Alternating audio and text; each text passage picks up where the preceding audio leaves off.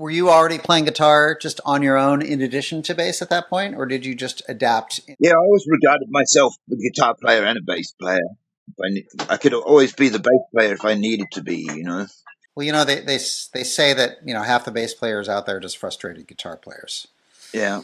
And I originally wanted to be a guitar player because I mean I don't know, I guess because they get more attention and they get more girls, right? I agree. But what I found is you agree? Welcome to The Creative Asylum, a weekly podcast that digs deep into the minds of visionary creators of all stripes.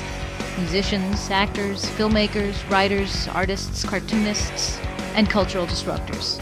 Here, we'll discuss perspectives of living life on your own terms. Life lessons that keep us grounded and sane, and sometimes pull us back from the edge. So, take a deep breath, loosen your grip on the bland and the boring. This is your weekly prescription for authentic living, creative clarity, and hopefully, a little bit of cultural rebellion. Side effects may include spontaneous joy, existential epiphanies, and an uncontrollable urge to do weird and beautiful things. Hey, Creative Asylum seekers. You ever hear of a band called Lubricated Goat? Good chance you haven't, but maybe you have. If so, you're in for a real treat today. Today's conversation is with Stuart Gray, also known professionally during a lot of his musical career as Stu Spasm. And these days he goes by Stu Art Gray because his current outfit is called the Art Gray Noizz Quintet. They are phenomenal. For my money, I'll take them over Lubricated Goat, and I was a fan of them. His new outfit is heavy, bombastic, in your face, bluesy, just good, raw rock and roll, the way it was meant to be. Our conversation talks all about his history, all about his outsider sculptures that he makes. He's got a few crazy stories. We talk a little bit about the documentary film on his life that's going to be coming out soon. It's a good conversation. It's a wild ride. And I hope you stick around. Let's have at it. All right. Good morning, Stuart Gray. How are you? Good morning. And I'm not gonna call you Stu Spasm because that is you in a former life. Well, I'm not ashamed more of or it. less. I just wish I had I wouldn't. a second name to choose from. So I found Art on the end of Stu, and it's. I actually like the splitting up of your name and then using it for your current band, which, by the way, is fantastic. I have not seen you live, but I've heard the record. Well, yeah, we played at Zebulon about 2 years ago. I didn't know you existed at that point. I think I mentioned to you when we spoke recently that I was out in New York a few months ago to see that Alice Donut reunion. That you literally knew those I was people. right there. I've known Alice Donut for decades. My old band, we actually toured together a little bit back in the 80s. Yeah. So, and which band was that? They're beloved to me. Yeah, correct. Yeah. Skin Yard. So while I was there, I was staying with Carol and Corey, who are next door neighbors with Rich Hutchins. Yeah. Who, and so they're the ones responsible. When I was there, they said you need to listen to this record because I think you're going to love it, and they were right. I think they also knew that I was an old Lubricated Goat fan from a very, very long time ago. Right. So, but you didn't? Did you actually go inside Rich's building? Yes, actually, did not go downstairs though. Did not see this practice space, but they were. Rich and his wife were having some people over, and we watched some film noir movies. Right. So actually, Nikki was there, and then actually Ryan showed up as well. So I got to hang out with three members of Art Gray Noizz Quintet that evening. They actually just invited us to something tonight as well. But we're going to Lydia Lunch's house for dinner. She said she's going to make Turkish turkey meatballs. And what makes it Turkish? Do you know? I have no idea. It's okay. Going to be a big surprise. I'm sure they'll be delicious. Yeah. She's written a cookbook. You'll have to report. Before. Oh no shit! I didn't know that. Yeah. That's cool. Well, she's done many things. as you have also done many things. Let's actually go way back to your early beginnings as a musician and also as an artist. My previous understanding was that, I knew you initially from Lubricated Goat because I was working in Sub Pop in the 80s, and I was in charge of all the distribution and the sales. So when Tom Hazelmeyer sent me copies of those first two Lubricated Goat reissues, I kind of freaked out because it reminded me of so many of the bands that were some of my favorite bands at that time in my life. Birthday Party was a huge favorite. That heavy early Swan stuff, Scratch Acid, Butthole Surfers. And suddenly I get these records. I'm like, wow, this is right up my alley. So I bought a bunch, and I was aggressively pushing them to stores all over America. And then I remember the day you guys landed in Seattle and showed up at the office. Sub Pop's office, and I don't know if you remember, but I remember you. I think I was one of the first people you met in that office that day. There weren't a lot of us back then. It was still a pretty small crew. But since then, I've gone back a little bit. Jason Summers was kind enough to share with me a private link of the I Should Have Been Dead for Years documentary. Yeah, and I think it's fantastic. I really enjoyed it. And I found out a lot more about you. And I found out a lot more about, your early bands even before Lubricated Goat. How old were you the first time that you had a band that was, creating original music? You're still in high school? I wasn't doing original music when I was in high school. I was in a kind of a teenage heavy metal type band. When I was 17, I joined this band who called themselves the Elevators, which really irked me as it went on, because it's like, I can't believe these guys don't know about the 13th floor elevators, Oh, yeah. And they were kind of a power pop type band, but they started to do some original songs of mine. Shortly afterwards, I left and formed my first original band. So when I was 17, but I did do my first proper, in a proper venue gig with that band. So yeah, which one was that? The band The Elevators did a show at a proper gig that I used to go to in Adelaide, where I grew up. And then I formed a band that I called Exhibit A. So that was sort of your first band, in a manner of speaking. Yeah, but I never really wanted to be the singer. I always wanted to be the guitar player with a good singer. Oh, that's interesting. And you've always ended up being the singer anyway, pretty much, right? Yeah, but I never really feel comfortable being the singer, I just didn't really like my voice. So on my earlier albums, I always did all these things to my voice. Do you feel the same way now? I'm more confident with my voice. Well, it's too late now anyway, Why is that? Because all the good singers are dying for a start, Yeah, that's true, isn't it? Well, there's got to be some young blood that you just haven't discovered them yet. I'd love to have been a guitar player for Iggy Pop or David Bowie or something like that, You could still work with Iggy Pop.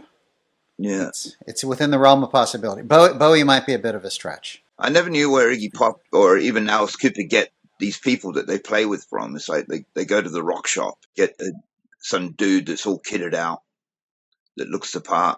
Maybe they set their sights on him and dress up for the part so that they can try out for Iggy Pop. I don't know. I mean, I know there's that whole story about the album he did with Josh Homme. The blank, but they did that. Josh Homme, yeah, and they did that record. And my understanding was that Iggy just kind of got a hold of him out of the blue and said, "Hey, we should do a record."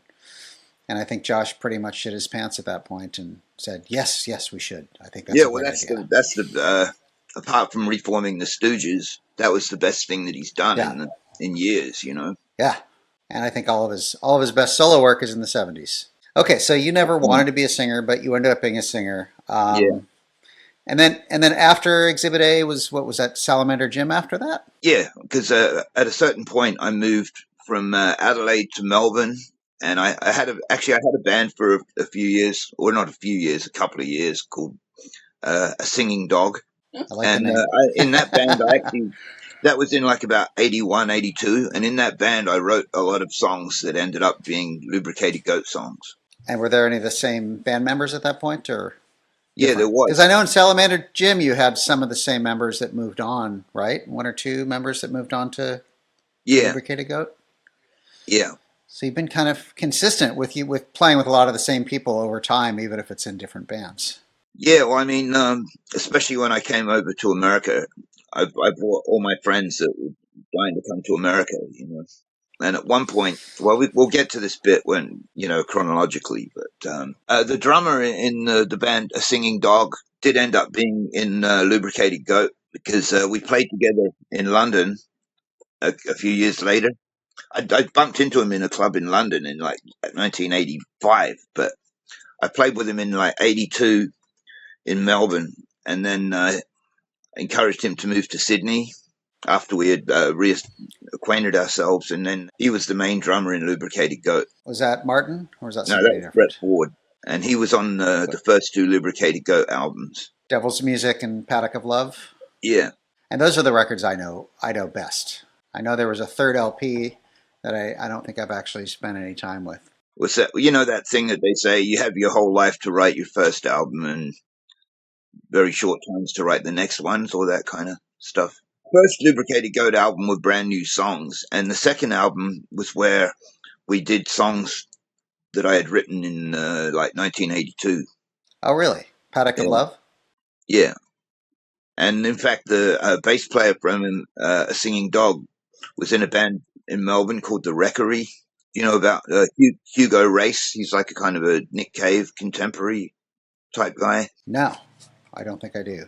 Well, he's a well-known kind of Nick Cave style musician in Melbourne. Was actually in the Bad Seeds on the first album. So and, from back then, from way back. Yeah. Yeah. Okay. So this guy Nick Barker was playing with him and touring, and he happened to be in Sydney at the time when we went into the studio. So he came in, and we played a bunch of songs that we hadn't played for like 4 or 5 years on the Paddock of Love album. And is that just because you didn't have enough new material at that point to? No, it's because they were good songs that had never really been given their whatever you call it. They're due. They're due. Yeah, yeah. Okay. And the only problem was, you know, recording on a cheap budget, you don't have time to really finesse these things. Right, right. And are you still experiencing that today? Like you're still. Well, down at Rich's, we can rehearse as much as we want, you know, and it's like releasable quality stuff. That's kind of what's cool about technology these days, I think, is that there's so much more accessible to anybody. So do you guys actually record at Rich's as well as rehearse? Or do you go into a regular studio? Yeah, no, we do. But, well, ideally you want to do stuff like the drums in a place where you can get a studio quality sound, you know. Either before or after it's good to like take it to a proper studio. And if you have to, at the very least, get a good mastering job done on it. You know, you don't want to just stick with being lo-fi, although, you know, the way people listen to music these days varies so much. But I'd like it to be something that you could play up against an expensively recorded thing and it could stand on its own, you know. Right, right. So going forward, going to the present day with the Art Gray Noizz Quintet, you guys have been together quite a long time at this point, yeah? Yeah, we actually had a 10-year anniversary, which makes me want to pull my hair out because if you compare it to compare it to the career of the Beatles, you know, that was their entire career. Yeah. Okay, well let's talk about it. So you formed what in 2014? Is that right? 2015, I think. Okay. So you had your 10-year, and in that time you've put out one full-length record, correct? Yeah, but there's been the makings of a second album kind of ready to go, really. I should take the initiative upon myself to get it out there. We just came to an arrangement with In the Red Records that they're going to put out our stuff now. Oh, down in Australia? No, it's a label from... In the Red. I'm sorry. What was I thinking? I was mixing In the Red with Red Eye. Yeah. Red Eye was the label that Lubricated Goat came out in Australia. In the Red is Larry Hardy's label. Yeah. The first time we ever went to California and stuff like that, everybody was saying, wow, I can't believe you guys aren't on In the Red. You're such an In the Red band. Yes, I agree. I agree with that. They're a fantastic label. Yeah. And they just they recently put out that Saints box. Oh, did they? Well, you can't be in better company than that, No. And actually, Larry is going to be doing an interview for this podcast as well. So that kind of brings everything full circle in a way, I suppose. So is Larry is he gonna reissue that first record? I think so. Yeah, I think so. And another thing that came out at one point was a live cassette, which I've always thought should be on an album, even though a few of the songs are from the first album. There's some songs that we recorded with Lydia Lunch that he wants to release. Apparently, he was at our last show in LA, but I've never actually met him in person. I haven't either. We've spoken on the phone a few times. Well, that's actually fantastic news. I think him re-releasing that one record will reach a deeper, broader audience. Well, the first one was done by Bang Records. Do you know Bang Records? Over there in Spain, aren't they? Yes. Yeah. Yes. Because they did a lot of Australian bands that I was associated with. Mm-hmm. So, but it took a while for him to finally come around and put that album out. Because even that album was recorded for a while before it came out. Well, I was going to ask you about that. So I was wondering why it took so long to come out with your initial record. I mean, the full length one that's out now. Yeah, I mean, it's been out for a long time. I can't remember when it was out within like. I say it took a while, but I think it was out within like a couple of years of when we first formed the band. It was recorded very early in the band's existence. The songs had evolved and stuff like that, by the time it came out. But that just kind of is part of the course in a way. And is it basically the same lineup that you play with now, or is it changed at all? It changed a little bit along the way. Yeah. Well, we had a guitar player that was on the first album who's not in the band anymore. So that's one thing that changed, Andrea. And at one point, we even had a trombone player in the band. Obviously, you don't need that in that many songs. You're talking about the live cassette, that one? No, just the first album, the Art Gray Noizz Quintet album. Yeah, the one that came out in 2022. Yeah. That's the one I know. That's the one I know. Oh, so see, you know the date better than me. So it did take a long time to come out if it didn't come out till 22. I just happen to have Discogs up. I think the one you're talking about, we re-released it. We pressed more copies of it independently and put them out. That would have been what you got from 2022. So the initial pressing was from a couple of years earlier than that. So basically, it's time for you to put out another record. Absolutely, yeah. And that's going to happen on In the Red? Yeah. I look forward to that. So I think I only knew you as a musician, and I only recently became aware of the fact that you also create a lot of art. And I wasn't aware that the artwork on those first two Lubricated Goat records was actually your art, because I was probably not paying good attention when I was in my 20s. But you've been doing art, it seems like maybe about as long as you've been doing music, or possibly even longer, or are they kind of simultaneous? They're definitely simultaneous, Yeah. I mean, you can kind of make more money selling art than music most of the time. Right, yes. And it's definitely something that you need to sustain yourself. How did you first start? Was it kind of like music? It just was coming out of you, and you just started doing it? Was there anything that drove you in particular, or you just sort of did it? Well, I mean, I was just obsessed with it when I was young, and just raced home from school to play my guitar. You probably know how that feels.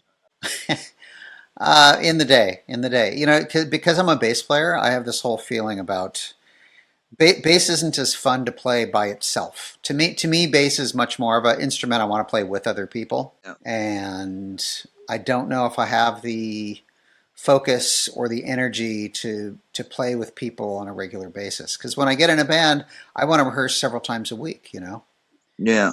I'm kind of focused on working on a book right now, and I'm focused on this podcast. So I basically haven't been in a band proper since Skinyard broke up in 1991. Oh, so wow. I guess I'm not really a musician. I'm not really a musician anymore, Yeah. I pull it out every once in a while and I play a bit, but it's not as satisfying as playing with other people, especially a drummer. You know, if you're a bass player, I could sit down just me and a drummer and play for hours and have a blast. Sitting by myself with an amp is, yeah, it's kind of boring. When I was growing up, my father was a bass player, so I grew up with his stand-up bass in the corner of my room.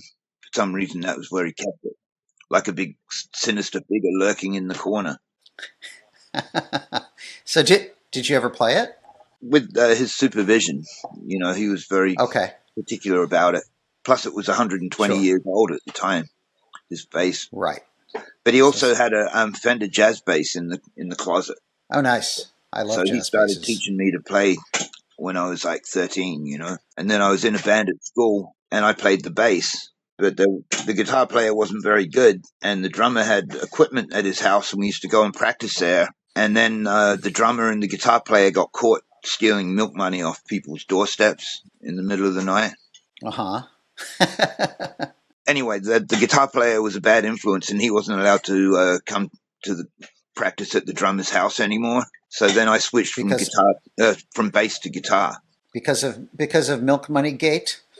Yeah. Yeah.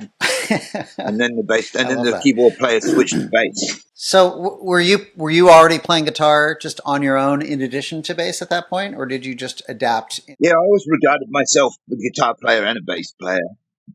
I could always be the bass player if I needed to be, you know. Well, you know, they say that, you know, half the bass players out there are just frustrated guitar players. Yeah. And I originally wanted to be a guitar player because, you know, I mean, I don't know, I guess because they get more attention and they get more girls, right? I agree. But what I found is you agree? Okay. Well, I like bass players more because that's what I am. So I spent years trying to become a good guitar player, and even to this day, I am just garbage. But for whatever reason, I discovered that I had a real aptitude for playing bass, that somehow that instrument was what worked for me. And it's not because it was like necessarily easy or something, but the approach to doing things that were melodic in nature as opposed to chordal in nature, I think that's what resonated with me. And I think in large part, this was because I grew up with so much jazz and so much R&B. I think later I kind of reflected back and kind of started realizing that all of that jazz and R&B that I still to this day love has such strong bass work. And I think that kind of seeped into my brain more than anything. Well, it's funny because, you know, there's a lot more knowledge needed of chords and things like that to play jazz. Yeah. And my father is a jazz bass player. And just a couple of years ago, I said something to my dad about having to know all these fancy chords and that. And he said, I don't need to know chords. I'm a bass player. Really? Yeah. But he still has to know theory, right? I mean, yeah, he was kind of joking a little bit, but it was like, you know, you can play the root note, and you don't need to know all the extra shit that goes along with it. So when I was watching I Should Have Been Dead years ago, I think it was Nikki who made the comment in the movie that you actually know a whole lot of theory and a lot about music from that perspective, which I think if people were listening, generally speaking, to Lubricated Goat or Art Gray Noizz Quintet, you don't necessarily think that this is a band that might be rooted in any way in sort of proper trained music theory, which is not, you know, to sound like an insult or anything, but I find that interesting.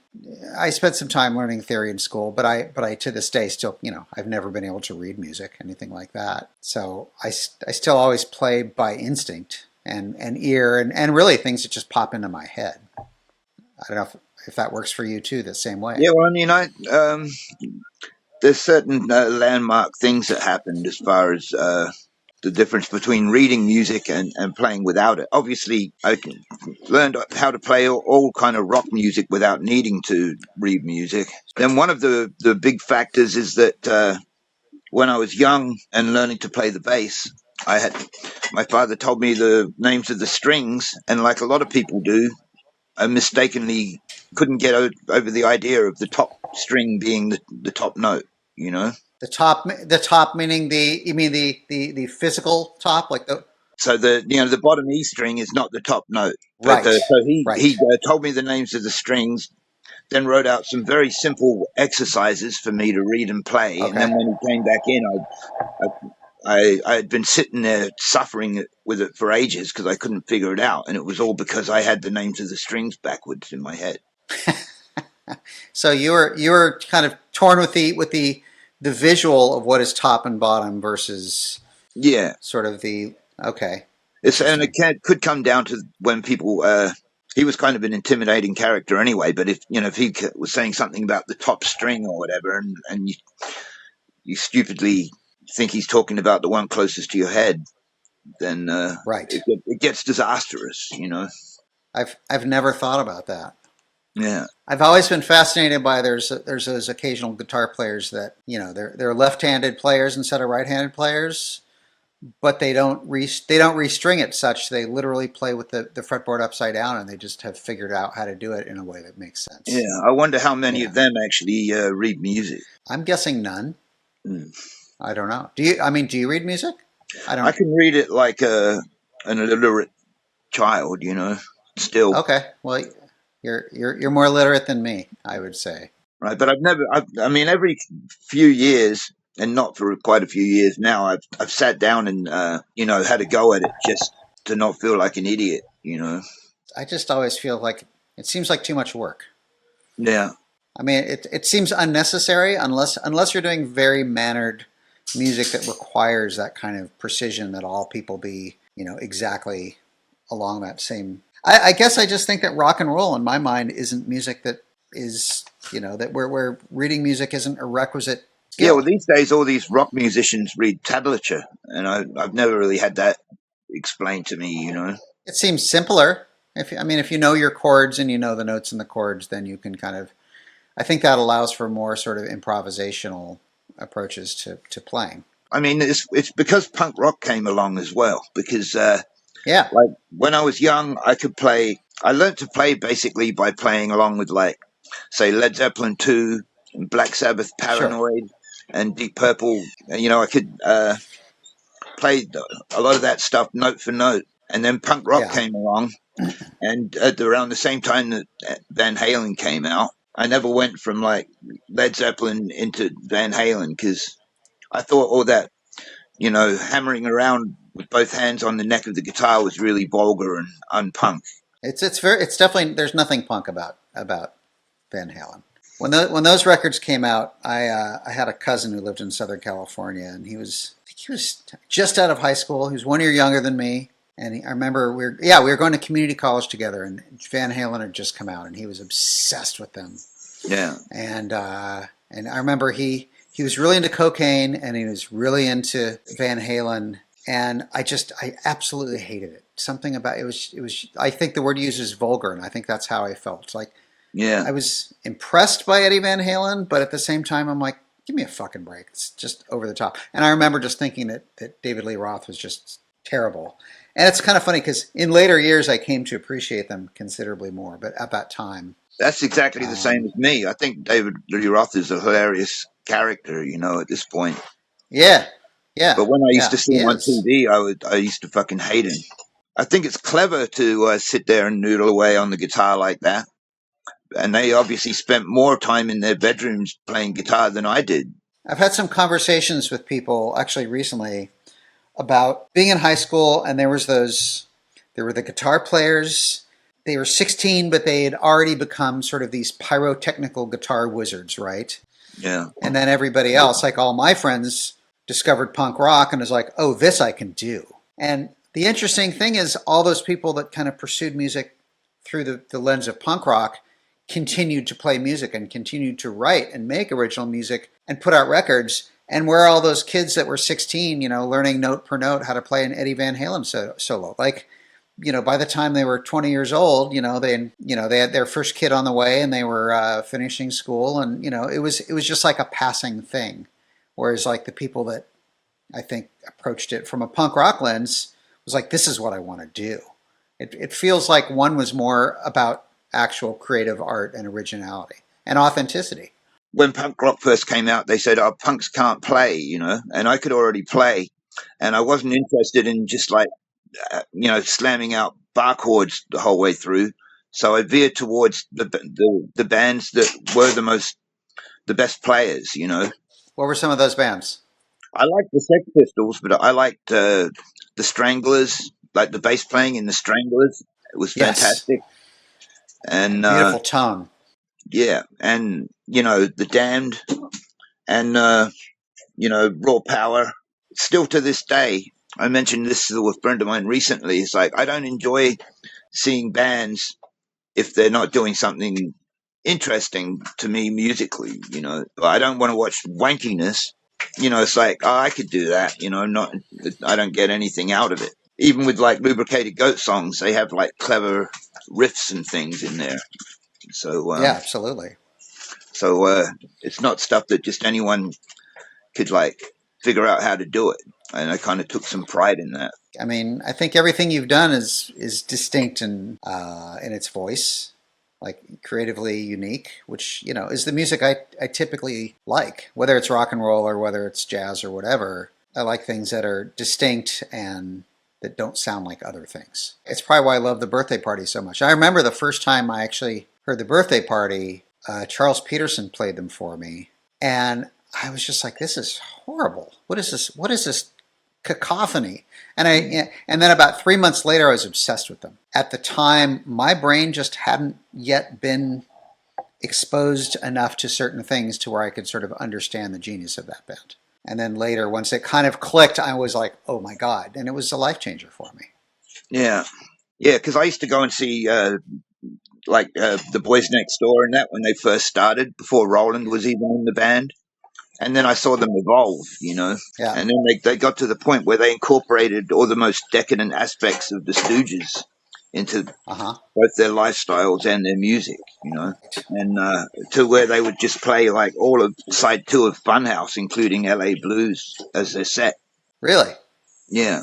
That must have been amazing. That was during the period when Tracy Pugh was in jail, actually. So maybe it was simpler to do that, but they took that and just that fucking raw, nasty aspect of the music, you know. Because luckily when I lived in Melbourne was actually they turned into the Birthday Party when I was still living in Adelaide, and in fact the back of my head is on the cover of the Nick the Stripper EP. Oh yeah. Yeah, because that was at a gig in Adelaide, and then when I moved to Melbourne, I was like, all my friends were in that scene with them. And so I lived around the corner from the main venue where they would play, called the Seaview Ballroom. I used to like get on the guest list or even, load out and load in their gear. So get paid to go and see the Birthday Party. So that was like the greatest thing you could imagine, you know? I just can't even imagine what it must have been like to see that band at that point in time. It's a band I never got to see. Yeah. It's one of my few regrets in terms of bands I've seen and bands I have not. So I've never been to Australia. I have a few friends there, and I know it's a huge country, and there's all of these cities, with Perth being sort of the furthest away from everything. This thing popped in my head because I know you've lived in Adelaide. You grew up in Adelaide, and then Melbourne and Sydney. And the reason I preface it by saying I've never been there is I don't really have a good understanding of how the different cities are different from each other. But had you grown up somewhere other than Adelaide, do you think musically or artistically you would have ended up doing the same thing? Like I think of, I basically landed in Seattle when I was 19, right? Well, before all the music started happening, you probably would have gone, what the fuck am I doing up here? Well, what I'm thinking is had I ended up somewhere else. Yeah. I guess the first question is, would I have ended up being in a band? The short answer is I think I probably would have. But I imagine that the music that I would have done would have ended up being completely different because I was just submerged in that city with those particular set of influences. And I'm just wondering if you think the same thing for you regarding Adelaide versus, having grown up in a different city, if you think you would have ended up on a different creative path. Well, I mean, when I was growing up, I fucking hated that we lived in Adelaide. And I hated that we lived so far out of the city. And I was jealous of people that lived within the city perimeters because there was a certain end of the city and then there was all the way out to where we lived. And in order to go to gigs, I used to have to hitchhike. This was during the period when there was a lot of kind of serial killers around and stuff. So I literally put my life in danger every Friday night when I went out to a gig, and even more danger trying to hitchhike home at like 5 o'clock in the morning. and it was only subsequently that they, all the stuff came out about how many I was putting myself in the exact perfect situation to be murdered, right down to the fact that I was young and that I was hitchhiking and got picked up sometimes by perverts that you have to sit there and with your fist clenched for miles to fucking keep them away from you. But at the same time, you needed to get home, I wonder, conversely, if people felt that they were taking their life at risk because maybe you were the serial killer that they were about to pick up. You'd have to give that impression. It's like, you don't know who you picked up. I'll fucking kill you. Just fucking stay away from me. You keep driving. I don't know. I like the fact that at least people were trusting enough to say, screw it. Here's somebody who needs a ride. I'll pick them up. Yeah. Well, it went from having to hitchhike just into the city to see these bands to having to hitchhike all the way from Melbourne to Adelaide or Sydney to Adelaide to spend Christmas with my family, How long is it between those two cities? Sydney to Adelaide, about like 800 miles or something. Oh, wow. Okay. Well, I never went straight down. I would go like down to Melbourne and then across to Sydney. So it was like, right. It was like 500 or 600 miles to Melbourne and another 500 or 600 miles to Sydney. But it was easier to do it that way. It's almost like going from, I don't know what, like LA to Seattle, or maybe that's longer. It's a long distance. Yeah. It's a long distance. And at one point we hitchhiked all the way from Adelaide to Darwin, which is the very bottom of Australia to the very top. Yeah. And that's like 4,000 miles. And Darwin's like culturally completely different from anywhere else in Australia, isn't it? Yeah, it's just a tropical place with not much going on, really. This guy talked us into going up there, and that's how we got there. And then we lived in this like trailer home out of the city, did a gig every week. But I didn't stay up there very long, Well, there's a whole aspect of that I shouldn't even really get into, but why this guy wanted to be up there. Because I went up there with my girlfriend and left after a couple of months. And the idea was to make money up there. The drummer that was in our band, he went down to Sydney and he joined this band called The Church. I've heard of them, yes. Yeah. And then this other guy stayed up there and had various people that passed through Darwin in his band. And then the reason I met Brett Ford, the drummer, was because he was one of the people that had gone up there and then turned up in Melbourne. This guy wanted to form a band down there, but me and Brett went off and did our own thing. This is all before Lubricated Goat, correct? Yeah, that's in like 1980. The reason Darwin factors in is because this guy, if this guy Brett hadn't been in Darwin, I wouldn't have met him in Melbourne. So there's just some weird factors to it, So had you not gone to Darwin, the path that you may have ended up creatively may have been different. Yeah, well, I wanted to get enough money in Darwin to go to England. The whole time I was growing up, all I ever wanted to do was go to England. It's because like everything was happening in England when I was like 16, Isn't that what the birthday party did as well? Yeah, they did. Right where I was born in England is where all these 60s rockers and that all went to art school and stuff. Yeah. And I just grew up my whole life thinking this is where I was born, exactly where I should have been. And then I was taken to the fucking nowhere place. So the first thing I did when I was 17 was bought a ticket to go to England. And when my parents found out that I actually had the ticket to England, they cancelled the ticket. So I didn't get to go. I imagine you were pissed. Yeah, that's when I started doing drugs and getting arrested for willful damage of property and stuff like that. Because I was so mad, So in the meantime, I made the best of my situation and just did music there. I think making music is probably a better way of channeling your destructive impulses than actually destroying property. Yeah. Keeps you out of trouble to some degree. If you're enjoying this conversation, please make sure you hit that follow button so you never miss an episode.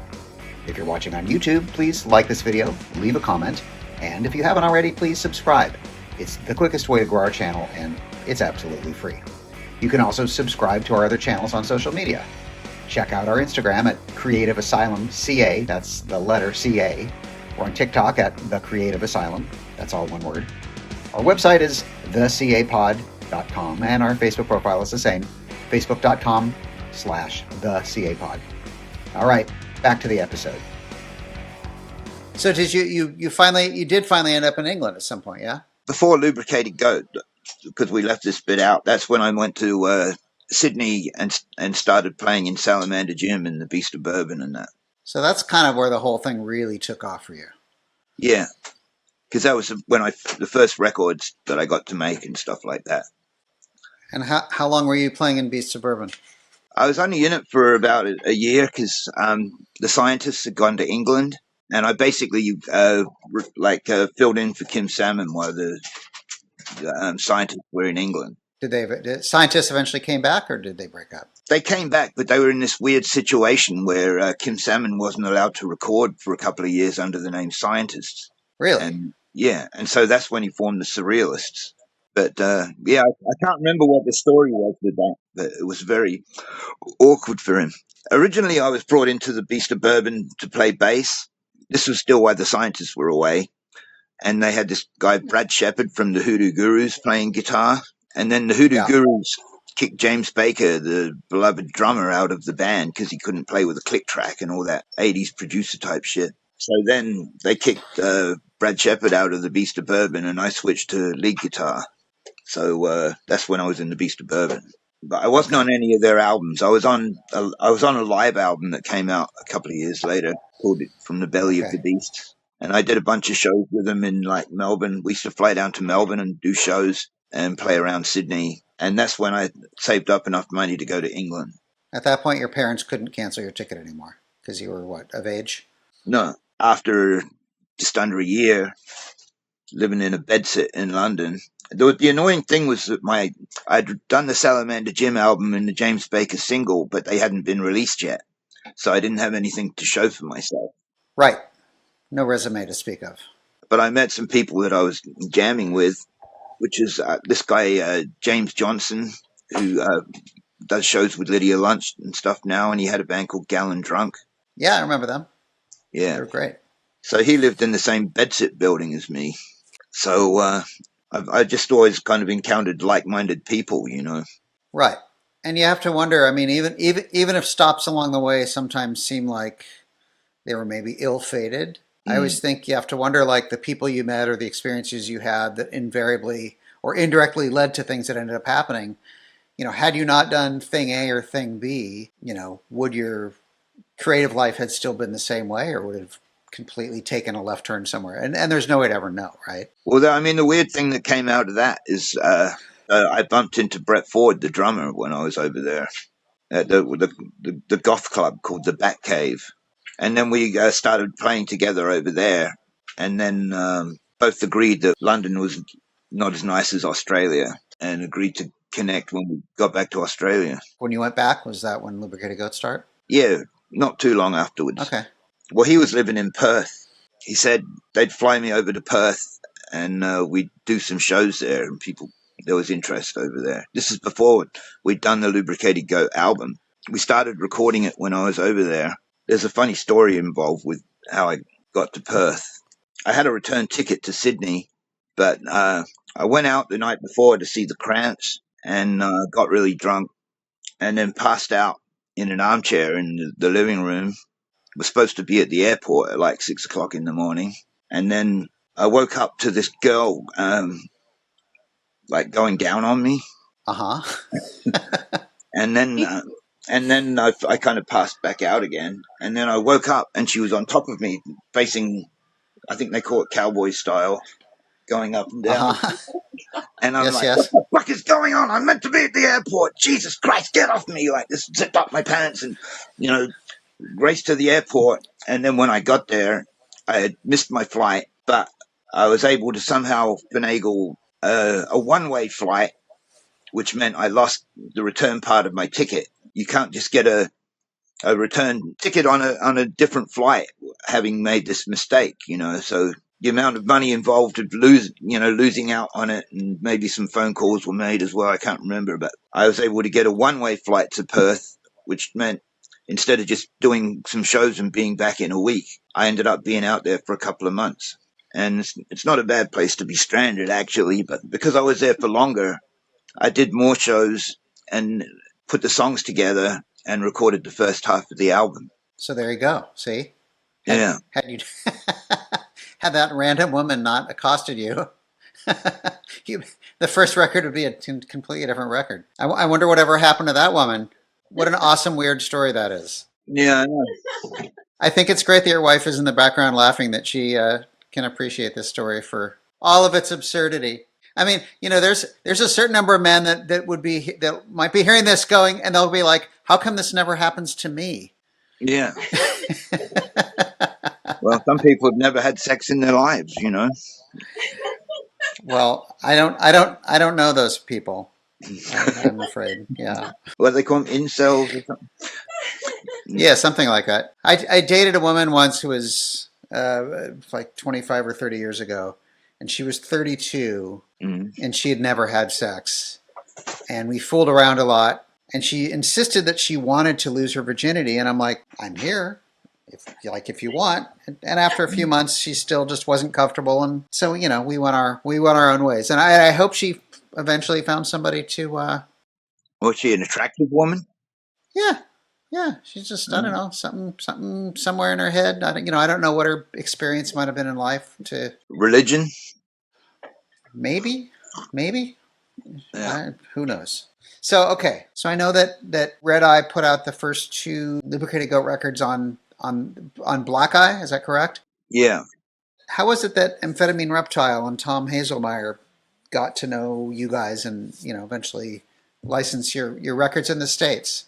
It's funny because normally bands have to send their stuff out to labels and hope that someone wants to put it out. Yeah. But at the Red Eye offices, we got sent some albums from 2 different labels.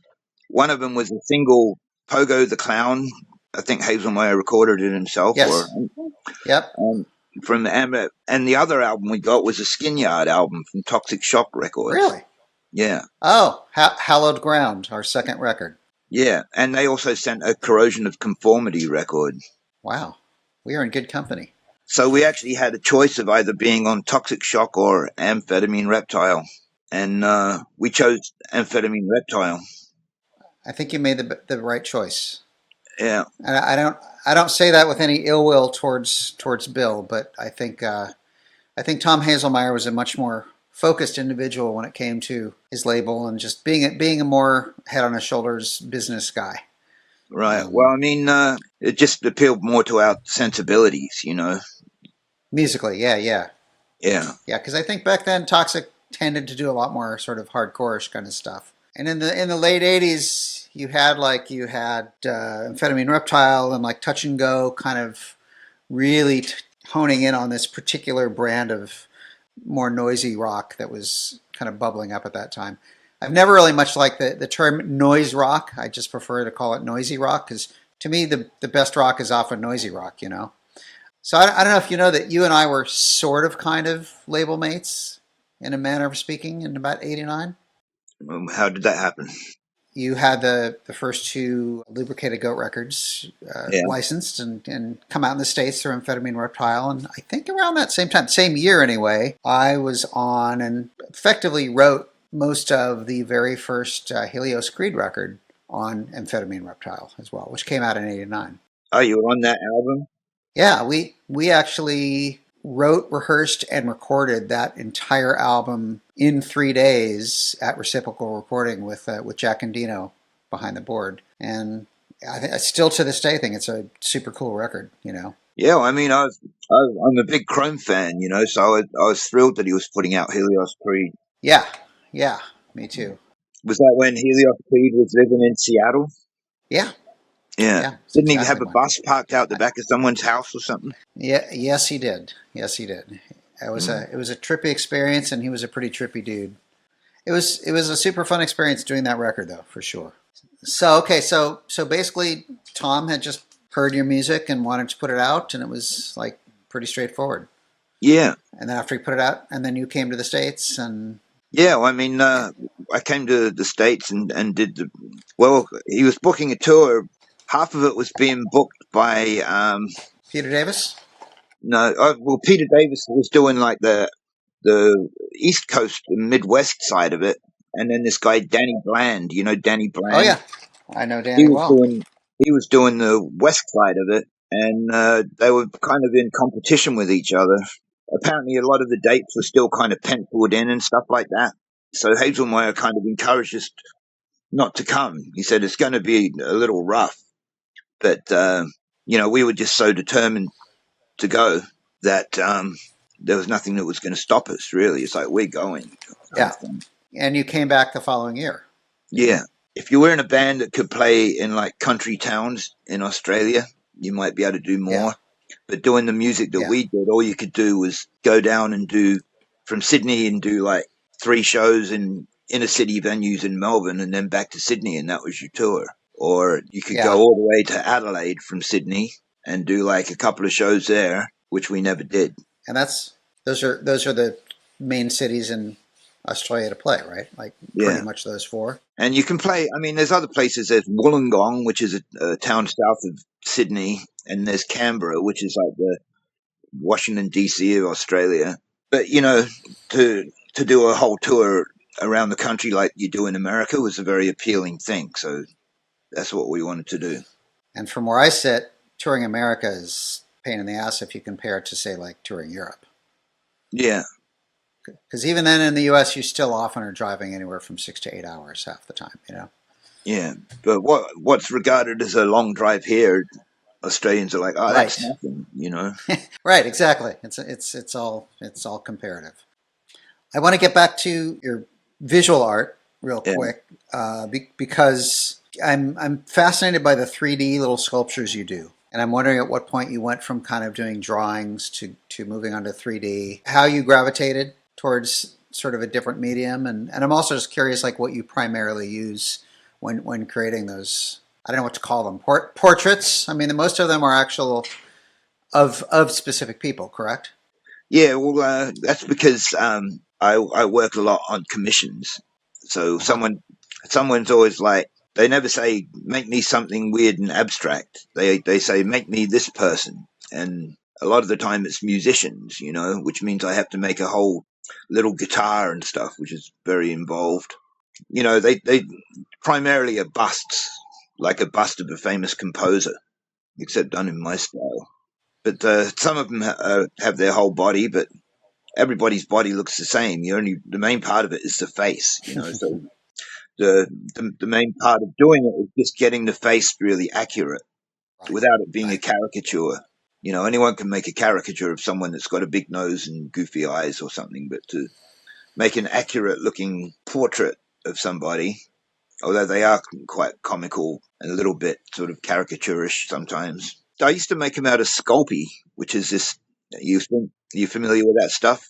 I am, yeah. Uh-huh. That doesn't have it's not something that's going to last for a long time. So whenever someone tells me that they have one that I made X amount of years ago and it's still in one piece, I'm normally quite surprised. Because they used to be a bit too ambitious for what you can do with Sculpey, because they'd have like moving parts and stuff like that, often with springs in them. And that's just guaranteed to make it break. But in the last few years, I discovered this kind of epoxy putty stuff. And so you put the 2 parts together and then it dries rock hard. Do you still use the springs and that kind of thing? Not very often, because the springs kind of came into it because I had an idea of the kind of nodding dog type things that used to be around, but I had no idea how they were done because they weren't that common. So the way that I put the spring in there, well, in some ways it was its own thing, but especially with Sculpey, it's guaranteed to make it break around the edges of the spring and fall apart. I mean, I used to put springs in there. I used to put real hair on them as well, and I just stopped doing that. So I love the work. I think it's really cool. I mean, well, thank you. I'm still waiting for someone to commission an Ozzy Osbourne one now that he's dead. But I'm surprised that hasn't happened. Well, here's what's going to happen. This episode will eventually be released. Mm-hmm. And somebody will hear you say that, and you will get the commission. And I'll make sure to link to it to wherever I assume you have a website, and you can share that with me later. So, like I mentioned at the beginning, I just recently watched I Should Have Been Dead Years Ago. Yeah. Personally, I really enjoyed it, and I learned a lot about you that I didn't know before. And I guess it hasn't officially come out yet to the public. but I imagine it must be getting close because it's still doing all the the festival circuits and all of that stuff. And I'm just wondering if you had any thoughts about the movie, what you thought about it. Well, I mean, I'm glad that he filmed so much stuff over the years, and for a long time, every now and then I'd be like, I'd love to see that stuff that you filmed 20 years ago. And so this was a good way for me to finally see it, and it has been in quite a few festivals and stuff, but people are still waiting for it to come on Tubi or Netflix or something like that. But I think he's reluctant to do that because, you don't get paid very much for it. Well, I had a brief conversation with him, and what he had mentioned is there were still some clearances and legal stuff that he was working on. Right. Well, he's a real fanatic about that because I think things that he's been involved in before, every now and then someone comes out the woodwork and kind of tries to blackmail you. So it's probably smart to cross all those T's and dot all those I's. He's like that right down to the last photo and stuff. And I think sometimes I suggest to him that he worries about it too much, but that's how he likes to do it. But I didn't know that was what was holding up any particular thing with it. I think that's what he mentioned. That's the sense I got. Anyway, I don't know. I imagine it's probably this film will come out sooner than later. I certainly hope so. The only thing I don't like about it is that, and it's purely down to the way he edited it, but then it's down to things that I said as well. I felt that he was a bit harsh about my father, because he's old and just wants you to be nice to him, So I just didn't want, to cause any friction like that, I understand that.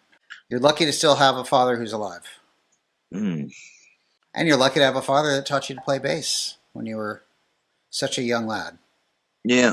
You wouldn't be doing what you're doing today had it not been for him, right? That's right.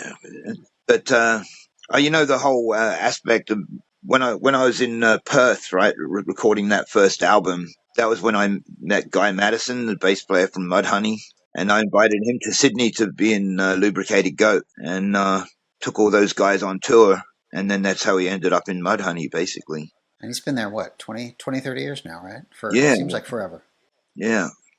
And at one point, there was all these vagrant Australians wandering around Seattle. Yeah, I remember. I remember.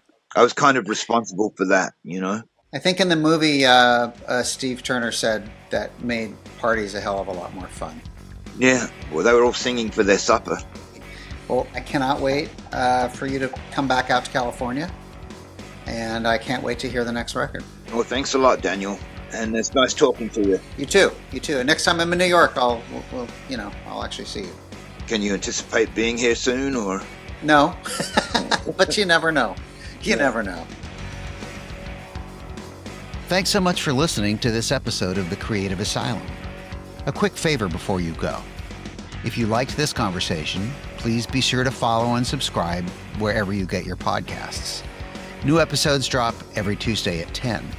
You can find us on Instagram and on YouTube at Creative Asylum CA. That's Creative Asylum and the letters CA. Our website is thecapod.com. And our Facebook is the same, facebook.com/thecapod. Until next week, when we'll have a new conversation with another creative disruptor, stay creative in life and at work.